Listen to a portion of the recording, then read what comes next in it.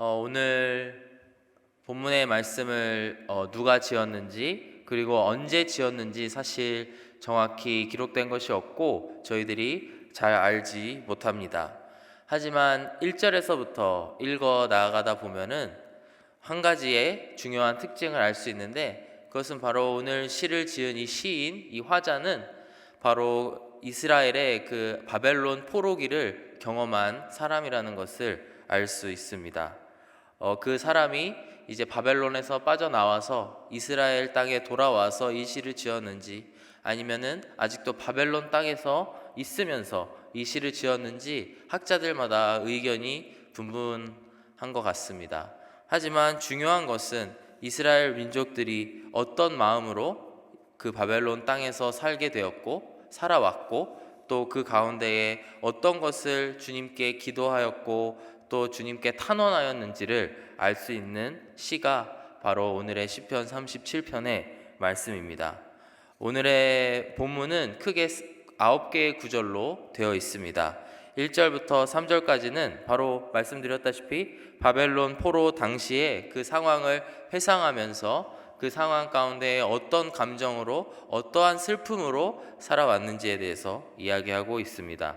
그리고 4절에서부터 6절까지의 말씀을 보시면 그 포로 생활 가운데에서도 절대 예루살렘에서 만난 그 하나님을 잊지 않겠다라고 다짐하는 모습이 나타나고, 또 7절에서 9절까지 마지막 부분을 보시면은 그 이스라엘의 파멸을 조롱했던 자들을 하나님께서 심판해 주실 것을, 그들에게 마땅한 처벌을 내려주실 것을 하나님 앞에 탄원하고 있습니다. 저희들이 성경의 여러 책들과 여러 부분을 통해서 알 수 있지만 이스라엘 그 민족들에게 있어서 이 포로의 시기가 어떠한 시기였는지 한번 생각해 보았으면 좋겠습니다. 하나님께서 약속의 땅을 허락해 주셨습니다. 저희들이 또 신명기를 읽었기 때문에 그 약속의 땅에 들어가기 직전의 모습을 보았고, 또 여호수아와 그 이후의 시대들을 통해서 그 약속의 땅에서 하나님과 이스라엘 민족들이 어떻게 함께 거하며 살았는지 알 수 있었는데, 그 땅에서 그들의 불순종으로 말미암아 이들은 쫓겨나게 됩니다. 그 약속의 땅에서 벗어났다라고 하는 것만으로도 그 이스라엘의 후세들, 그 당시에 살았던 그들에게는 엄청난 큰 충격이었을 것입니다. 그것은 마치 하나님을 만날 수 없고 하나님의 임재가 마치 없어진 것과 같은 그런 느낌을 받은 상황이었을 거라고 생각됩니다. 이러한 하나님과의 분리를 경험했던 세대가 바로 이 바벨론 포로 시대에 살고 있던 사람들이었고, 얼마나 그들이 두렵고 떨리는 마음으로 그 이방 땅 바벨론에서 살았는지 우리는 알 수 있습니다. 바로 1절과 3절에서 보시면 바로 그러한 얼마나 힘들었는지에 대해서 오늘 이야기하고 있습니다. 우선 1절부터 보시면 우리가 바벨론의 여러 강변 거기에 앉아서 시온을 기억하며 울었도다 라고 말씀하고 있습니다. 여기서 바벨론의 여러 강변이라고 한다면 당시에 바벨론이 아주 앞서가는 문명을 자랑하고 있었고, 그 중심에는 그 두 개의 큰 강, 유브라데 강과 티그리스 강 사이사이에 작은 운하들을 만들어서 그것들로 인해서 아주 비옥한 농사 땅을 만들고, 또 그것으로 인해 잘 먹고 잘 사는 그런 환경 가운데에 있었다고 합니다. 하지만 그런 환경에도 불구하고 이스라엘 백성들 같은 경우에는 그곳에서 포로 생활을 하는 게 얼마나 힘들었는지 그들은 그 강가에 앉아서 시온을 기억하며 울었도다 라고 이야기하고 있습니다. 그 슬픔에 대해서 2절에서 더 자세하게 설명을 하는데요, 2절 말씀에 그 중에 버드나무에 우리가 우리의 수금을 걸었나니, 수금이라고 하면 여러분 아시겠지만 악기입니다. 악기를 버드나무에 걸었다라고 하는 것은 원래는 그 강가에, 만약에 그 땅이 하나님의 약속의 땅이었다면 그곳에서 수금을 키며 기쁨으로 하나님을 노래했을 그런 곳인데, 거기서 이제 이 악기를 켜지 않겠다, 나는 너무나 슬퍼서 켜지 않겠다라는 표현으로 거기 강가에 있는 버드나무에 수금을 걸었던 것입니다. 그만큼 슬픈 상황, 노래도 나오지 않는 슬픈 상황이었음을 알 수 있습니다. 3절에서 보면은 더 자세하게 그거에 대해서 나오는데, 이 3절 말씀에는 바로 그 땅에 이제 바벨론 사람들이 얼마나 그 이스라엘 백성들을 조롱하고 놀렸는지에 대해서 알 수 있습니다. 3절 말씀에 이는 우리를 사로잡은 자가 거기서 우리에게 노래를 청하며 우리를 황폐하게 한 자가 기쁨을 청하고 자기들을 위하여 시온의 노래 중 하나를 노래하라 함이로다. 경건한 이스라엘 사람들, 만약에 하나님과의 관계를 중요시 여겼던, 그런 하나님과의 제사를 중요시 여기고 율법을 중요시 여겼던 이스라엘 사람들 같은 경우에는 3절과 같은 그런 요구를 당하게 되면 얼마나 자존심이 상하고 그들 가운데 화가 났는지에 대해서 우리는 추측할 수 있습니다. 그 바벨론 사람들이 이스라엘 사람들에게 요구했던 것은 너의 하나님을 잊고 너의 하나님의 노래를 한번 나한테 불러봐라. 너희 하나님께서 너희들을 지켜주신다고 말씀하였는데 지금 너의 모습이 이게 뭐냐? 지금 우리의 땅에 와서 포로의 생활을 하고 있지 않느냐? 어디 한번 불러보거라. 이렇게 조롱하였던 것을 저희들이 추측해 볼 수 있습니다. 너무나도 굴욕적인 상황이었을 것입니다. 아마도 이스라엘의 백성들은 우리가 추측하기로는 바로 이 포로기에 있어서 엄청난 지난 날들에 대한 후회를 하면서 살았을 것 같습니다. 아마도 그 세대가 율법을 배웠던 세대, 그리고 하나님의 말씀을 배웠던 세대였기 때문에 아마도 신명기의 여러 말씀들을 기억하면서 그때 모세가 우리의 조상들에게 한 말씀을 꼭 기억했어야 되는데 내가 그거를 잊었더니 지금 이렇게 처량한 신세가 되었구나라고 했을 것입니다. 가령 신명기 15장 15절의 말씀을 보면 너는 애굽 땅에서 종되었던 것과 내 하나님 여호와께서 너를 속량하셨음을 기억하라. 그것으로 말미암아 내가 오늘 이같이 내게 명령하노라. 아마도 이스라엘 백성들은 이 속량하신 하나님을 내가 기억했어야 됐는데 우리가 그것을 잊고 하나님을 떠나 살다가 여기까지 왔구나. 신명기 9장 7절에 너는 광야에서 내 하나님 여호와를 경노하게 했던 일을 잊지 말고 기억하라. 내가 애굽 땅에서 나오던 날부터 이곳에 이르기까지 늘 여호와를 거역하였으되. 우리가 우리의 조상들이 했던 것과 같이 여호와 하나님의 말씀을 거역하였고 그것 때문에 여호와께서 경노하셔서 우리들 앞에 얼굴을 가리시고 우리에게 이렇게 힘든 시간을 허락하시는구나 라는 생각을 아마도 그 조롱하는 사람들 앞에서 하였을 것입니다. 바벨론의 포로 생활은 이와 같이 이스라엘 사람들에게 엄청나게 힘든 시간이었고 하나님과의 분리를 경험하는 그런 시간이었습니다. 그 이스라엘 백성들이 4절에서 5절까지의 말씀을 보면은 그런 환경 가운데에서 절대로 잊지 말고 기억해야 되는 것이 무엇인지에 대해서 이야기하고 있는데 그것은 모두 아시다시피 바로 우리의 하나님 여호와를 잊지 말고 또 그분을 만났던 예루살렘과 시온 땅을 잊지 말자라고 말씀을 하고 있습니다. 4절 말씀해 보시면 우리가 이방 땅에서 어찌 여호와의 노래를 부를까. 5절과 6절을 보시면 5절 먼저 보시겠습니다. 예루살렘아 내가 너를 잊을진대 내 오른손이 그의 재주를 잊을지로다. 5절 말씀을 세 번역으로 함께 보시면 더 쉽게 나와 있습니다.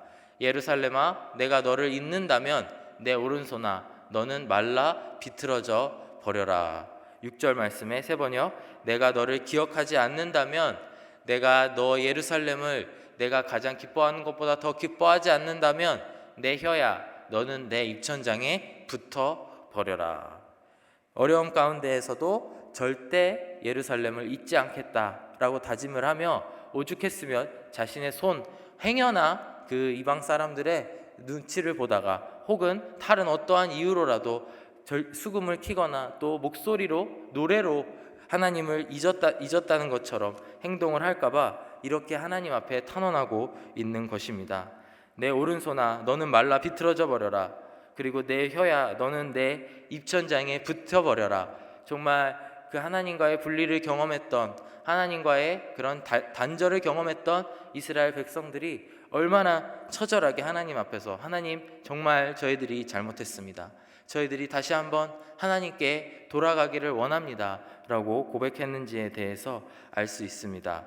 왜냐하면 이스라엘의 이 모든 비극이 천지를 창조하신 여호와 하나님 하나님의 계획 가운데 일어난 일이고, 그리고 그 가운데에서 그들을 다시 한번 속량시키실 분은 하나님밖에 없음을 이스라엘 백성들은 알았고 알게 되었고, 또 그것을 기억하기를 원했던 것입니다.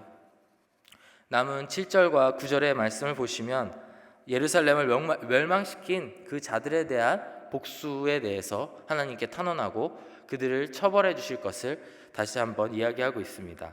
7절 말씀에 여호와여 예루살렘이 멸망하던 날을 기억하소서, 에돔 자손을 치소서, 그들의 말이 헐어버리라 헐어버리라 그 기초까지 헐어버리라 하였나이다. 여기서 에돔 자손이라 함은 그 특정한 민족을 이야기하기도 하지만 그 구약에 나오는 하나님의 백성들을 미워하는 모든 대적들을 상징적으로 이야기하는 대표이기도 합니다. 하지만 실제로 에돔 자손들은 오바댜서 말씀에 보면은 이스라엘이 무너지고 예루살렘이 허물어졌을 때에 그것을 누구보다 기뻐하고 누구보다 즐거워하였다라고 기록되어 있습니다. 즉 비록 이 대적들을 사용하신 분은 하나님이시고 그 하나님께서 필요로 그들을 이용하셔서 이스라엘 백성들을 하여금 하나님께 돌아오게 하셨지만, 하지만 이들은 그 상황을 즐기면서 그 상황 가운데에 즐겁게 나아갔던 것을 보았을 때에 이스라엘 백성들, 오늘의 특별히 시인은 그들을 저주하여 주시옵소서, 주님 그들을 처벌하여 주시옵소서, 그들이 한 말을 잊지 말아 주시옵소서라고 이야기하고 있습니다. 또한 8절의 말씀과 9절의 말씀을 보시면 멸망할 딸 바벨론아 내가 우리에게 행한 대로 내게 갚는 자가 복이 있으리로다. 내 어린 것들을 바위에 메어 치는 자는 복이 있으리로다. 9절의 말씀을 통해서 저희가 추측해 볼 수 있는 것은 아마도 이스라엘 백성들이 이와 같은 것을 경험하였던 것 같습니다. 바벨론 땅에 끌려가면서 그 패역한 그 이방 백성들이 그 어린 아이들을 바위에 메어 치는 그런 일들이 그 당시에 성행했다는 기록들도 있고, 또 아마도 그것들을 이스라엘 백성들이 굴욕적으로 당하면서 갔던 것들을 기억하고 있는 것 같습니다. 이 가운데에서 정말 의지할 곳은 하나님밖에 없음을, 또 하나님께 나아가면서 하나님께 탄원하면서 나아가고 있는 이스라엘 백성들을 저희들은 오늘 본문의 말씀을 통해서 알 수 있습니다. 오늘 본문의 말씀을 보면서 사실 참 전하기가 어려운 측면이 있었던 것 같습니다. 사실 누군가를 축복하고 누군가에 대해서 좋은 이야기를 해주고 그런 이야기를 또 말씀으로 전하고 싶은 마음이 한켠에 있는 것도 사실인데, 오늘의 말씀은 이렇게 너무나도 강력한 언어로 이렇게 저주를 하면서 끝나고 있기 때문에 참 이 말씀을 어떻게 우리 삶에 적용해야 될지 많이 고민을 해보았습니다. 부족하지만 제가 생각했던 결론들을 한번 이 시간 나누어 보기를 원하는데, 우선은 비록 말은 이렇게 했지만, 오늘의 시인이, 오늘의 화자가 말은 이렇게 저주를 하는 말을 했지만 사실상 이 직접적인 복수는 하지 않고 결국에 이 하나님 앞에 기도하고 토로하였음을 오늘 이 시간 기억했으면 좋겠습니다. 이스라엘 백성이나 또한 그리스도인들에게는 저 개인의 미움이 있고 또 어떤 복수하고 싶은 마음이 있어도 그거를 갚는 것이 허용되지 않습니다. 특히 이스라엘 백성들 같은 경우에 레위기서 19장 말씀에 이런 말씀이 있습니다. 17절에 너는 내 형제를 마음으로 미워하지 말며 내 이웃을 반드시 견책하라. 그러면 내가 그에 대하여 죄를 담당하지 아니하리라. 원수를 갚지 말며 동포를 원망하지 말며 내 이웃 사랑하기를 내 자신과 같이 사랑하라. 나는 여호와이니라 라고 말씀을 하고 있습니다. 이렇게 하나님 앞에 나아가면서 토로하고 또 그랬더니 그 하나님께서 저희들에게 주신 말씀은 사랑하라, 내 자신과 같이 이웃을 사랑하라, 그렇게 이야기를 하고 있습니다. 마태복음 5장 44절 말씀이 생각이 났는데요.